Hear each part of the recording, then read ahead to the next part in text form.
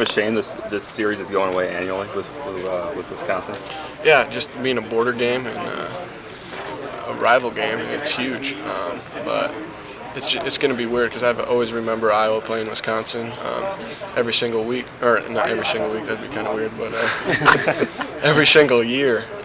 It's a rivalry game and a trophy game. We see A-Rob kind of blow through these tackles in the secondary. It seems like on a weekly basis. Has he ever done that to you in practice before? Do you kind of have an A-Rob story? I don't have an A-Rob story because they don't let us hit the running backs too often. So he usually runs by us after we tag him off, but we don't really get to wrap him up that much. When you see a guy with the red tag, what is that?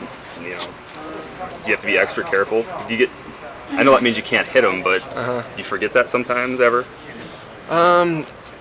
Sometimes, yeah, I do actually. I'm just going out. I usually know one style or one speed of football. I'm not gonna try to let up on somebody wearing a red jersey, except if it's Stanzi or.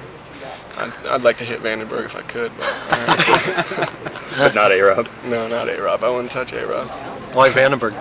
Because I played against him in high school, and it's just he's that guy. He's the backup quarterback that he's always talking crap to you, and he's telling you how good he is. And ask him about, if you guys get a chance to talk to him, ask him about our game, our 2 games that we played against each other in high school. It's a little ridiculous. What happened?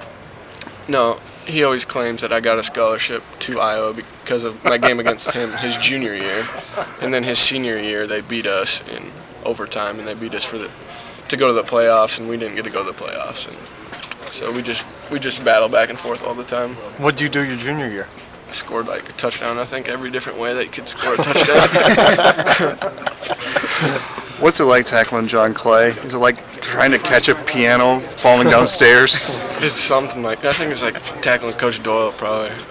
Just a big guy who can, very explosive guy. He can get downfield on you, and you got to wrap him up. You got to gang tackle him. We all got to get to the football because he can break tackles just being so big and powerful. What's the key? What do you want? I mean, you want to have his feet kind of guessing, you know, not going full steam.